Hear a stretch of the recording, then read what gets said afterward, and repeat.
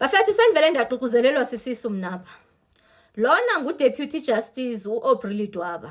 Yona judge lena ephe uKatiso Molefe la bail ye400,000 njoba uKatiso engaphandle nje.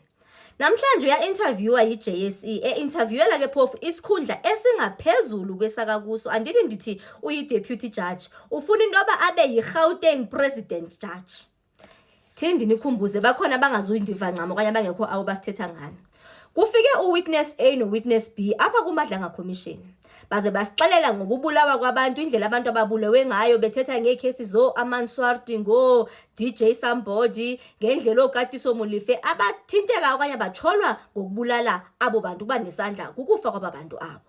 Kwavela into ethi le judge lena uJudge Lidwaba uye waba nesandla soba kula case ke yoKatiso Molefe waze futhi uyu umuntu ophe uKatiso ibail ye400,000 after kuvele nento ngathi uKatiso Molefe wamnyoba ngemali ephako boma2 meter. Phofu igama lakhe aliqali nje ukuvela uJudge Lidwaba yena ungumuntu nje nini like livela I think naku case ka Senzo Meyiwa like lavela nje igama lakhe yena uJudge Lidwaba. So namhlanje uya interviewer for esisikhundla esi. Buzana interviewa ngibani ke ngoku especially pertaining lo mcimbi onokwenza nezizitholo zakhe ezivile apha kuMadlanga Commission. Uinterviewer nguNoneno lezimaqaqa Advocate Ncuka Ithobi uza naye kahle. Uthi ubhizi ufuna esisikhundla esi engathi singaphezulu phezukoba unala mahlahla owahuqayo ufulelwe leli life elimnyama usenazazi into ezimane zithetheka ngawe phipha kuMadlanga Commission. So uyithini lonto? According to yena akho mali uthi yena phofu wabhalela after igama lakhe livelile wabhalela kuMadlanga Commission ngongathi ufuna ukuyo appeara ngendlela angayibona ngayo. So even today akakafumani ncam ifeedback yoba imbekaphi iMadlanga Commission. Then imcimbi onokwenza nemali akho mali yena akayifumana. Aqhubeke athi ayezama ukuexplaina ke lento qha ngendlela nje ndibona ingaexplaineki ncam ukuba uKat Matlala uze njani intoba amphe ibail. Phofu ke uKat Matlala sekefumana ibail nje ngaphambili yayidecline ibail yakhe. uKat Matlala wafumana ibail ye100,000 bafethu. Wabanjwa uKat Matlala wayo appeara ecourt wayofuna ibail yadeclinewa ibail yakhe meaning sekabanjwa kwesi2 ke ngoku meaning ufuna ibail yesi2 after le bail yakhe 100,000 akayifumene. Stop wafumana ke ngoku yadecline ibail yakhe wahamba waye aphila yaye high court izaphi ke ngoku iza apha kubo Judge Lidwaba kulapho waphinde wafunyanwa waphiwa khona ibail ye400,000 after ideclinewe le bail. So uzama ukuexplaina into yoba zeziphi according to yena imistake akazibona inobe zenziwa ngile judge okanye ngulo magistrate phofu owadecline ibail kaKatiso Molefe before ukuze yena ayithini abe uyayigranta ngaphezulu ngendlela kathetha ngaye kwakwesa situla kahleli kuso njobe interviewer nje akhonto wrong akabona into wrong ngendlela kathi waqhuba ngayo la bail kaKatiso Molefe. So ngoku it just got me thinking masithi uba ngaba zizitholo uyaxokelwa because according to yena this is just hearsay uyaxokelwa uthini I wonder what kind of judge president he would make for iGauteng. But let's look at it. What if ezi zinto ezithethwa ngaye uJudge Lidwaba zinyani ngaye? Xa nicinga kuyakwenzekani kwi-criminal justice system yethu ningalibalanga iGauteng hub ne South Africa.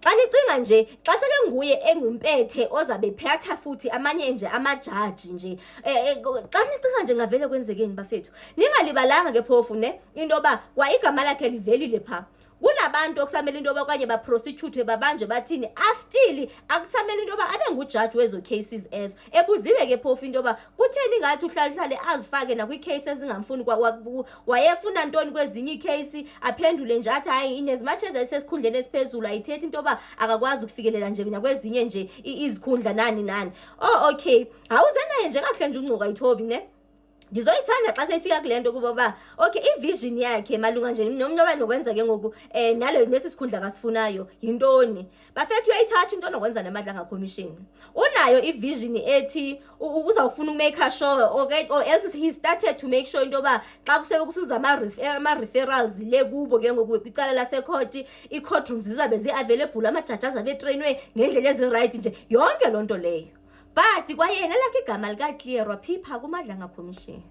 So nje bafethu andikho ndivele ndaququzelelwa nje sisisu ndaqonda uba he I wonder into yoba kuyawuze kwenzeke ntoni xa kungaze kuthiwa uyifumene le position and kwenzeke into yoba uyile nto akatsholwa ngoba uyiyo, and if akayoyiyongo loo nto leyo, hey bafethu, I just hope nje abantu nje bangazenzi nje izithole ezifana nezo uba ngaba yikho inyani loo nto le. But the question is, why would witness A no witness B baze nento engathi injalo? According to yena futhi i-hearsay, because most witness A no witness B baba nayo into ethi bave kusitshiwo into yoba ujudge Lidwaba lona unyoywe ngemali engange-2 million ngukatiso Molefe for into yoba afumane i-bail. Phofu ke le nto kubo ama-informer wabo witness A no witness B, I mean baxelelwa le nto lena engekayifumani. Third question that arises out of this is that your judgment was a poor judgment.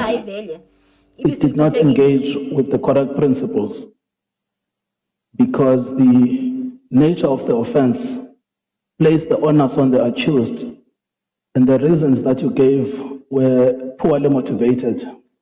And this is being said in the context that this was an entire scheme arranged by Mr. Molefe to pay his way out of prison. Commissioner, I deny that the judgment was a poor judgment. I gave reasons why I thought that there were exceptional circumstances justifying that bail should be granted. And in some of the issues that I raised with the prosecutor considered that there were material misdirections on the part of the magistrate. I can think of one part in the judgment of the magistrate where the magistrate said, I'm not going to grant you bail because you cannot afford the amount of bail. And I also mentioned in my judgment that that was a misdirection because if an applicant wants bail, the relatives, other people can pay bail for him.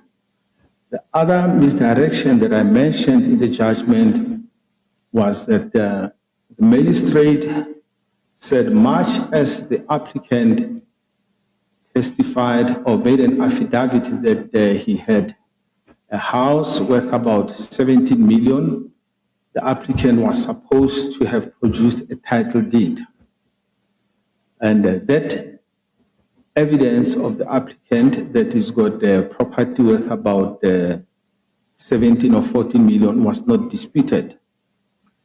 The other aspect that was raised by the magistrate that is in my judgment was that the applicant was supposed to have produced his salary advice showing how much money was he making a month. And that is an allegation that was not disputed by the state when this bail application was entertained.